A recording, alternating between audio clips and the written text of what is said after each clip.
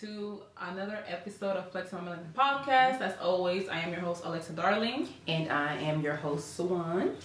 And today's episode, we're going to be talking about infertility. Okay, so I know you guys seen a previous episode with Swan and her husband. I think that was one of the days that I couldn't be here. Right. Oh, that was the day of the storm, right? When it was storming. I don't remember what it was. But anyway, she wasn't able to. I wasn't able to be here, and so they did a video about it. They shared their story and stuff like that. Mm-hmm. And today we're gonna be talking, about the same title, just a different perspective because it's two women about it, of course. So it's not gonna be just like her story, but more in general, yeah, and then also a different age group. Because we're both at different journeys. In our fertility quest, our quest of motherhood. So Swan also has a lot of knowledge about this. More knowledge than I want to have. Right. So I think this will be, because I'm pretty sure a lot of women go through this, but it's not talked about. Especially in our community, in the Black community, we don't talk about this at all. Right. It's not talked about it. I think people are just ashamed to talk about it, I guess. Yeah. And it is shameful. It is shameful. Yeah, yeah. It can be. It's embarrassing. It's not shameful and like it's something you should be ashamed of, but a lot of people are ashamed of it. Because I know I was. Really? Oh, girl. Talk about it. Oh, girl. Oh, I hope I don't get emotional on this episode. Let me go ahead and get me. Listen, if you get emotional, honey, it's okay. Let me go ahead and get me some tissue right here. Just in case. Child. We might have to cry together. Okay, girl. Child. I done got emotional, like misty all of a sudden. Shoot. It happens, like. I guess it was shameful for me because having a child is something that you're supposed to be able to do. It's like what your body was created to do, was to have a child. And then to be a mom, but to be able, and then you feel like your body is kind of betraying you. Especially when you get to be my age. I'm 38, and you see like all of my friends have kids. With kids, yeah. And then I'm watching all of my friends celebrate milestones and stuff. Well, you don't gotta feel bad because I ain't got no kids either, friend. But you also 14 years younger than me. I know. But you know what's funny? And can we be honest? Yeah, of because course. I'm 25 and I have never gotten pregnant in my life. Never, not ever. I never been like, I had a scare like, oh my god, I think I'm pregnant, but I never really been pregnant, so I don't know what it feels like to be pregnant or anything like that. And I'm 25, and sometimes that can be scary because I'm like, damn, I've never gotten pregnant before, and I was married for 4 years, and never got pregnant. So sometimes I will have thoughts like, damn, can I have kids? Like, is that something possible for me? Or what's going on, right? Because come on, like girls now at my age, some girls have 3 kids, some have 2, some have 1, some have none. I get it, but I don't think. Is it normal? Yeah. And I don't want to sound like. But I want to like, I guess, kind of educate people on. I know we all know, how to get pregnant. But I don't think people realize. Okay.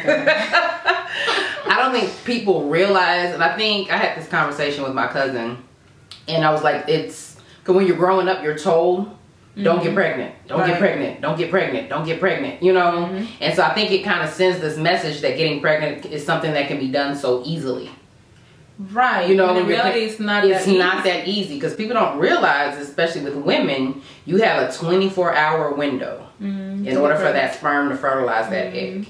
And then within that 24-hour window, you don't know when that 24-hour window is. Right. So if you break it down in a general term, and just like generally speaking, you got 12 times a year to get pregnant.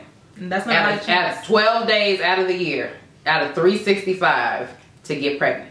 That's right. And that's not, it doesn't, it sounds like it'll be easy. Okay, I'll just get pregnant on this cycle or whatever, but it's not, you don't know when that 24 hours is. Think about too, like some women are very fertile, some women are not fertile. Like some women, it might be easier for them to get pregnant, and some women are not as easy. So like those who have who doesn't, who are not easy to get pregnant, those usually are the ones who have to go through all this, like, especially when they're trying to have a kid. Oh, we talk about the resentment, the anger, because it's like when you're on social media, and that's for me, that's what was a big part of why I had to pull away from social media a little bit. because everybody was sharing their pregnancy journeys, and I just had a baby, and my sister just had a baby, you know, and for me, it's a trigger for me. It's like, you know, and then I remember like at the start of COVID, you know, when all the parents had to be with their kids, and a lot of them were complaining like, oh man, what am I gonna do with these kids and all that, and I'm just looking at them like, if you only knew. Bitch, I would love the opportunity to have that time with a kid. Yeah. You know? And so I think people don't understand that how triggering it is. And especially for me, I never thought that this would be my journey. Was having to do this and getting poked and prodded, you know, and then now with this particular journey we're on now, I gotta go to the doctor like once or twice a week in order to be checked to make sure I'm ovulating. And it's a lot. And it's expensive. Oh yeah. That's expensive. Not cheap. No. That's not cheap. Oh girl, no. I know that it's gonna be worth it. Like everything you're doing right now is gonna be worth it. And I always told you, like, you're gonna have your baby, bro. And when we have this kid, we're gonna be celebrating, honey, because you're not gonna be that auntie that's gonna be like, what's up? Okay. But you know. No, like seriously, I think it's something that we gotta talk about, because man, like I think even like women around my age deal with this too. Like you don't have to necessarily be in your late 30s or 40s. There are a lot of women who get pregnant at a young age, who have complications with the baby while they're pregnant too, like, or you know what I'm saying, who can't get pregnant. I remember when I was married, we were trying to have a kid. Okay. Why? Don't ask me. Yo no sé. I don't know. But you know, we were married. You know, when you're in a marriage, you're in a marriage, right? That's So we were trying, girl. Oh, child, God telling me, do not, Alexa. God was looking out for me. Oh yeah. Because a lot of times we think our plans, we think that, you know, we have a plan, but when God's plan is always better, man. So at that time, you know, I felt like how you were feeling. I was feeling very betrayed. You know, like damn, every time I would go to get a pregnancy test, it will come negative, and I will always I will cry. I'll call my best friend like, man, it's come out negative again. Whole time God is looking out for me. You know what I'm saying? Because imagine me with a kid right now. I don't think, and I thank God that He didn't give me a baby at that time, because I was not ready. Girl, I thank God too for one of my exes. I was with him for 4.5, 5 years, something like that. Oh girl, I thank God. Oh Lord, child. Oh girl, I could not imagine having a co-parent with that person. Girl. No. Sometimes things happen for a reason, and you know, so now I'm like, okay, I have to remind myself, you know, I'm still 25. You know, I still can, you know, maybe who knows. Yeah, but for infertility can, like, I'm glad you brought that up. It can happen at any age. Yeah, because I was one of the ones that was young, and I got pregnant in my early 20s. I think my first pregnancy, Brandon and I have been together for a while, so before we were married, but I was 24, I think I was, when I first got pregnant. And that was a good. Okay. Well, we were. It's not like you got pregnant like at 16 or something. Oh no, I was like 24, but we weren't necessarily trying to. We were just kind of like, if it happened, it happened. Okay. You know, and then it happened, but then I had a miscarriage. You know, at 20 something, and then. So that's your issue, the miscarriage. The miscarriage. Getting pregnant is not necessarily the issue, but it's staying pregnant, because 8 weeks is like my limit. You know, it's so funny, because I've seen women who, like on YouTube and stuff like that, who have been through the same situation. I know this one girl, I don't know her, I think her name is Desi Perkins. I'm not sure if you guys are familiar with her, but I follow her for years on YouTube, and she was married with this guy. You know, she's still married with the guy, I think maybe for like 8 years at the time, and they were trying to get pregnant. It didn't happen. It wasn't happening. And I think they have to go through the same procedure you went through. You're going through right now. And they have their baby now. Healthy, beautiful boy. Like, cutest thing ever. You know, so seeing those things, you know, you have to watch those things. You have to see, like, videos of women who are in the same, that went through the same thing you went through. You know what I'm saying? But they had their, like, at the end of the day, it happened. So, like, it's a beautiful story if you think about it, because it's then we did all this, but... And then you got your rainbow baby, is what they call it. But I think, well, the shame thing, it comes in because it's like you feel ashamed. I don't know why it was, but it's like I feel embarrassed. You know, because everybody else, it's like you feel like this is the one thing that I can't do. And I don't know why You feel shame about it. maybe? That too. That too is like, this is what I'm supposed to be able to do, and I can't do this. So. Yeah. And you know, the funny thing is that, you know, our parents always made it seem like getting pregnant was a bad thing too. Like you know, girl, like me, I'm 25 years old, and I still feel like if I get pregnant, my mom will get mad at me. Yeah. And that might not be true. You know what I mean? Because now I'm older, of course, I'm a grown woman, but you know, it's in our heads. Oh, my dad, he was, when I got pregnant, because I wasn't at college yet, oh yeah, he was not happy about it. My mom was more, you know, understanding than moms are, but yeah, girl, my dad was, he was not happy at all. And you were how old? I was 24. See, so that's the thing, like, like, you know, I've been thinking like, damn, like, how these girls who are like younger than me do it? Like, how do you get bold enough to tell your parents I'm pregnant? Like, you know what I'm saying? And I think the anger part is because you see women in horrible situations. That was one of my things is that, you know, I had a family member who, and I'm not gonna put her business out there like that, all the way out there, but we hadn't talked because she had gotten pregnant like literally 2 weeks after my miscarriage, the last one. And so I was just looking at her situation, and it wasn't ideal in my eyes anyway. You know, right. You know, she got married to the guy, or they not really, you know, they weren't really on good terms, and it was not a stable environment situation, right? And I was angry. I was so angry. Girl, I talked to her for like over a year because I was so pissed off. I'm like, how in the hell is this? You know, I'm angry at God. I was like, how in the hell is this a viable, you know? And I'm like, here I am. I'm married. We got a house. We got a good job. You know, we got the whole package. You know, but what I came to understand after we started getting back in touch, and I started, you know, reading my Bible and working on my heart, I came to realize that that's what she needed was that baby. Because I don't think if she had not had her son, I don't know where she would be. She might not even be here. You know what? God knows exactly what he does, man. A lot of times we don't understand it. You know what I'm saying? Yeah. Ooh, girl, but then it's just like, shit. I was pissed, girl. I'm like, you got to be kidding me.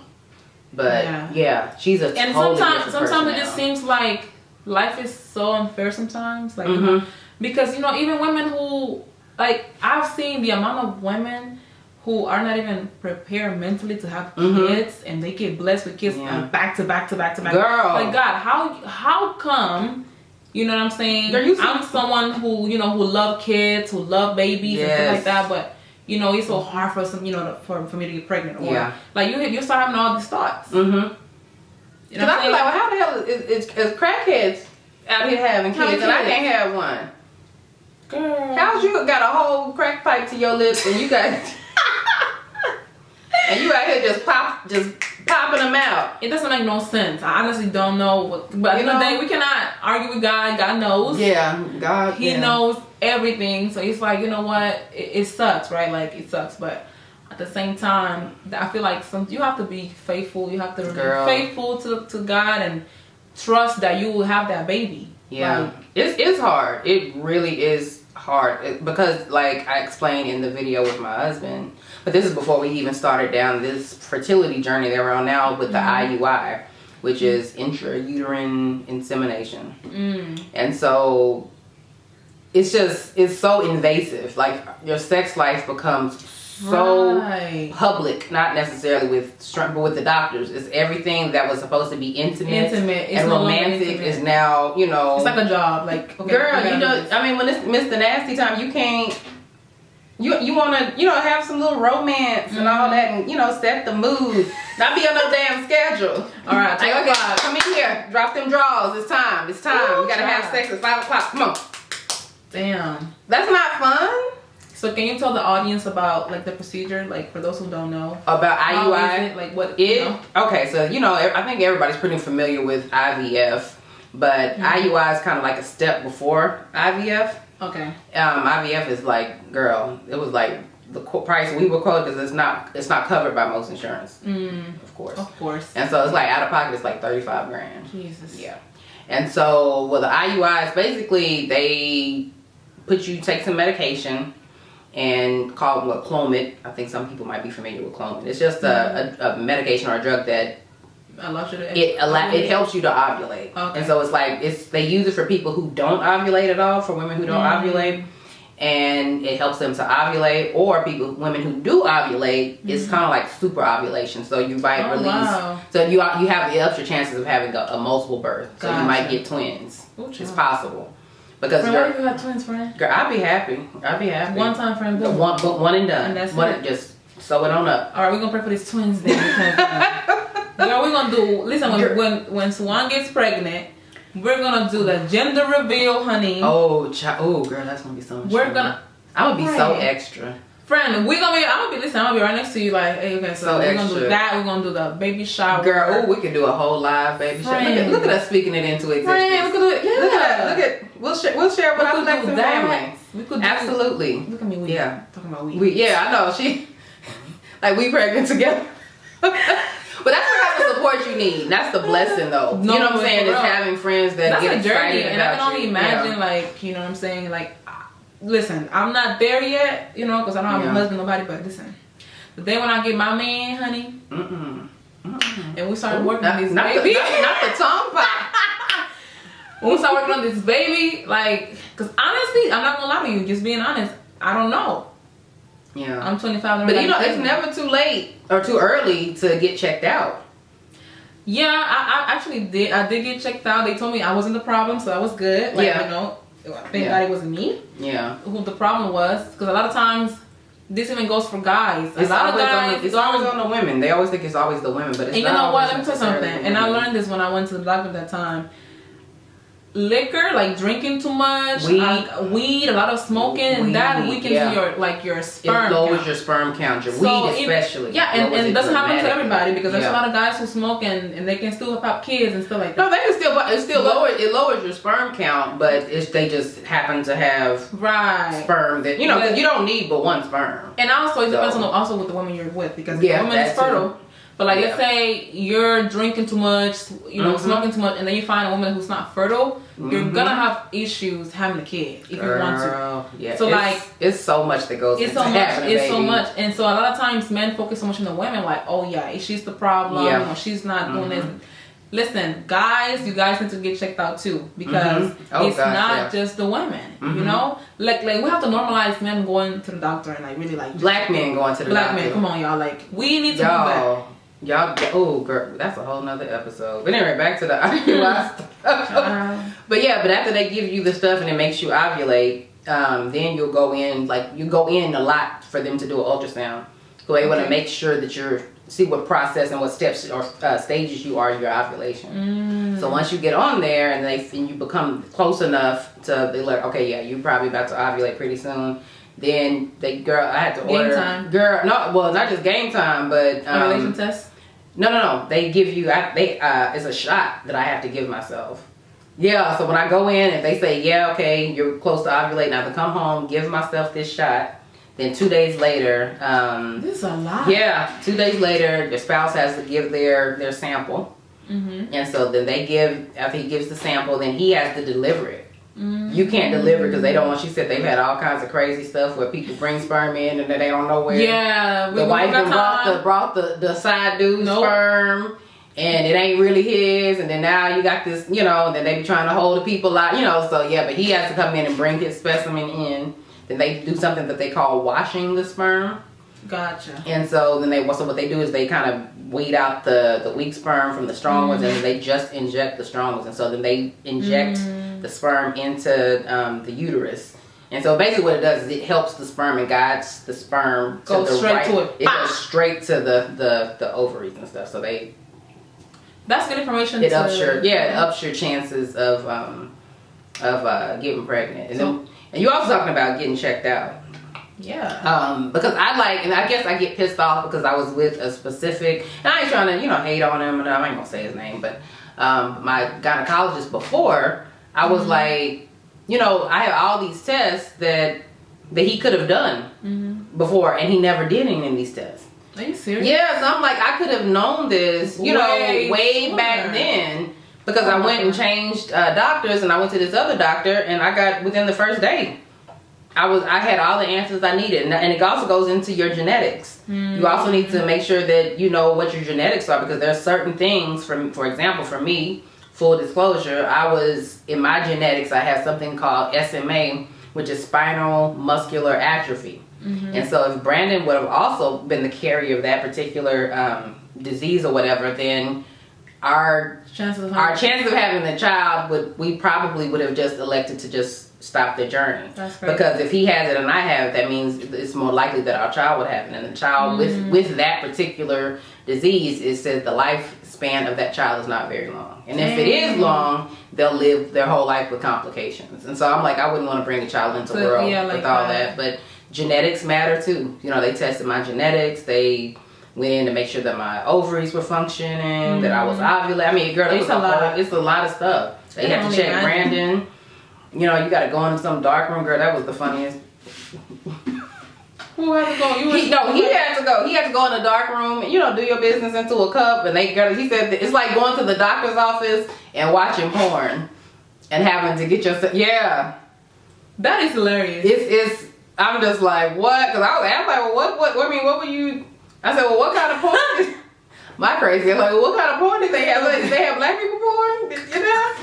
Probably not. Yeah, no, he said he found a black one, but girl, I said, oh no, interesting information. It is. It's really interesting. It's just like technology has come such a long way to where they can literally take your sperm and then separate the ones that are good from the ones that are bad. Wow, bro. That's crazy. Yeah, I mean, this is something that, you know, if you're watching this and you maybe are going through the same thing, you don't know someone who might be going through the same thing, you know, like share this video with them and also do your research, you know what I'm saying? Yes. And don't give up because, you know, like, like if you're younger like me, I need to like, you know what I'm saying? There's no rush though. No, it's no rush. I need to know that I'm fine because. But get tested. You know what I'm saying? Yeah, definitely get tested. It's never too early to get tested. Just so you just want to know. So, because if there's something is wrong, then you can get ahead of it. You know, you don't have to wait till you my age and you damn near 40 and that's the problem. Like a lot of times, you know, we wait till the last minute, right? Because maybe we're not thinking about it. That was something else too. I felt like with me, I felt that God was punishing me for waiting. That was something that I had dealt with, and it made me so freaking emotional. And it was like, well, like, I wasn't ready, you know, like emotionally, you know, especially when we were in our 20s. I'm like, there's no way we were really ready to raise no child. But you know, but when we got pregnant this last time, I'm like, everything was in order. So I thought, but it was like, well, maybe it's just not. Maybe I'm being punished for waiting till I'm this age. I don't think we're being punished. You know. I don't think you were being punished. I think it's deeper than that, maybe. But God always has. It's a plan. It's a reason. You know what I mean? Yeah. Of course, you're gonna have your thoughts, but you know, because we overthink a lot too. But I don't think it was that. I don't think God will punish you for that. Yeah. If anything, you were trying to take necessary steps to be a good mom. You know what I mean? Absolutely. So. And another thing that's part of infertility is miscarriages. So I never shared this particular story because it's always really emotional, but I'll share a little bit of it with our flexers. The last miscarriage, and I think it just really traumatized me a little bit. Oh Lord, let me try not to get emotional. Oh child. Get my tissue ready. But okay, so you know, we have, you know, that's a symptom of, like I said, of infertility. And so I remember I was pregnant or whatever, and so, you know, spotting when you're pregnant is not, it's always something that you need to get checked out. Sometimes it can be, you know, innocent, but sometimes it can be a sign that something's wrong. Mine was a sign that something was wrong. And so so I had gone in, and it was a technician that did the ultrasound. And so Brandon was there, we're waiting to, you know, hear the heartbeat. And they never said anything to me. So we left there. We had no idea what was going on because she never said anything. You know, and she's like, so she's like, your doctor will call you with the results. And I'm like, well, that can't be nothing good because if it was a heartbeat, you would have said, look, there's the heartbeat. Yeah. And so, girl, this was like a Friday. And I'm like, well, there's no way in hell I'm going to be able to wait all the way until freaking Monday, you know, to know whether or not my child is okay. And so, girl, I just started blowing up. I was about to go to the emergency room. And so I started calling. So eventually I was blowing their phone up. They probably were like, let's call this fool back because she won't leave us alone. And so he called back, and that's when he told us that, yeah, we couldn't detect the heartbeat. Right? And so I was like, okay. Of course, that's tough. Yeah, Brandon and I were just, of course, crushed. Girl called my dad. My dad was bawling. Girl, everybody was just so crushed. My mom, so we were just all just crushed. And we thought this was the time, Yeah. And so, going through that whole process, and I'm waiting, and so, then I have to call him back to see, well, what are my options? The first time I had the miscarriage, I had gone to have surgery for them to remove everything. And this time, I was like, well, you said surgery. Yeah, I'm like, what's the option? Is surgery? Or then the other two were just basically a natural miscarriage, which I had never had. Ooh. And so I had, he was waiting, so he said, well, we could do it this way. And so I just elected, I'm like, I don't want to put my body through surgery. So I'm like, I'll just do it the natural way. And so he gave me some medication, but they would put up inside of your cervix to open it up, and so your body would just kind of cleanse itself.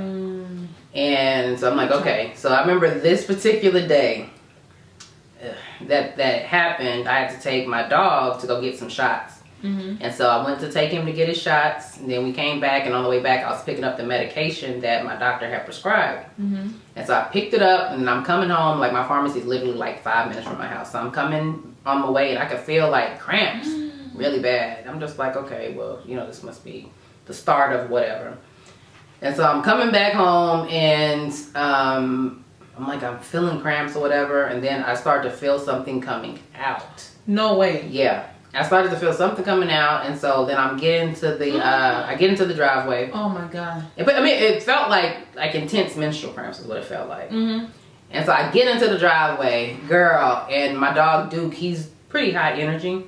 So typically I open the door, he can't wait to get out of the car. Oh, he felt it. Girl, when I tell you, he looked at me, ooh, child. Oh my God. Child, oof. He looked at you like he looked at me with the saddest eyes I have ever seen in my life. He just looked at me like, Ma, I know what's going on. And I was like, Duke, you gotta come on, because like I'm literally like bleeding everywhere at this point. I'm like, you gotta come, because I just had like a little pad on, because I just been spotting the whole time, and so I'm like, you gotta come, because Mama gotta clean herself up. And so he got out, and I put him in the backyard. I'm sitting in the bathroom, and then you're bleeding. There's so much blood, and then you're passing tissue. And so for me, it was scary, because you don't know what you're gonna see. And that was my thing. I said, I have no idea what I'm gonna see. I did not. Okay. God protected me, because I'm like, you don't know if you're gonna see a baby. If I've been further along, there have been plenty of times that women have seen babies. I know. And then I'm sitting here with this tissue, and I'm like holding it on the toilet paper. I'm like, I don't know what to do. Because for me, mentally, it's like my baby is in this somewhere. Somewhere, yeah. And it's like, and then I called the nurse's station, because they said to call them at any time to, during the process. And so I'm calling them, and she's like, I'm like, well, what do I do with the tissue? And but the nurse said, like, you just flush it. And so, girl, that was the hardest thing for me. I must have sat there for a good 30 minutes. I'm like, I just could not bring myself to just flush. Just in your mind, it's my kid, and I can't just flush my child down the toilet. Yeah. And so eventually I was able to do it. And see, this is something that, like, it's so emotional. It is. I can only imagine, like, going through that myself, like. Girl, listen, I don't know how you even got through that. Girl, God. That was the only way. Ooh. Girl, Brandon wasn't here, so I was by myself. He was at work. And I think that was God too, because I think he would have been 10 times worse. Yeah, if he would have been. If he was here, because both of us did not need to be super emotional. Because he would have been emotional. Yeah. And that would have made it much worse for me. Because at the point that I started going through that, I was like kind of on autopilot. I was numb emotionally. It's like I really had stopped feeling at that point. Damn. And then after that, it was just, when I tell you, it was so much blood. It was just, I just remember getting up from the toilet, and it looked like somebody just took a whole bucket and it was so much blood. And I had to take iron pills, because your body, it's like giving birth. Yeah. It really is like giving birth, because your body is like going through. But it was that whole experience was just so, girl, like, I just felt like I had PTSD from that. Like it was to the point that, girl, I wouldn't even go in that bathroom that I was in. I wouldn't even go in there whenever I was on my cycle. I would not go in that bathroom. Because just that, it would remind me of being and seeing blood in the toilet. And then you have to go through your cycle every month. And and that was a constant reminder. Yeah, it was a constant reminder. You know, and I think people, when you're dealing with, especially after a miscarriage, or even after a miscarriage, but also when you're trying to get pregnant, your cycle becomes kind of like your enemy. Because it's a reminder. I don't want to have the cycle. I want to not have the cycle. Because it's a reminder of loss, or it's a reminder of failure. Yeah. You know, and so it's a lot. And then women, it's like, you know, men get to grieve and kind of move on, but the women you're the one carrying that child. You're the another Missy food, right? It's not food. but it's just, all in all, miscarriage is very, very rough, and infertility is extremely rough, and everybody should get tested. I just feel like that's something that everybody should do. Men and women. Both, you know what I mean? Exactly. Men and women should both get tested before you embark on that journey. Together. Absolutely. Yeah. Don't wait till you want to get pregnant or whatever the case may be, because trust me, the longer you wait, the more difficult it will be. So you just might as well, like, you know, take care of your body, take care of yourself. And, you know, and choose the right person to have kids with. Please do that. Please. That's the most important. All in all, basically, get yourself tested. Make sure you eat right. Take care of yourself physically, emotionally, spiritually, mentally, and all of that. And don't be ashamed of infertility or loss or any of that. Just, it's a process. So be gentle with yourself, and and make sure you have a good support system around you. Yep, absolutely. So I hope you guys enjoyed this video, this episode. As always, don't forget to subscribe, share, like, and comment. Absolutely. We'll see you guys on our next episode. Bye.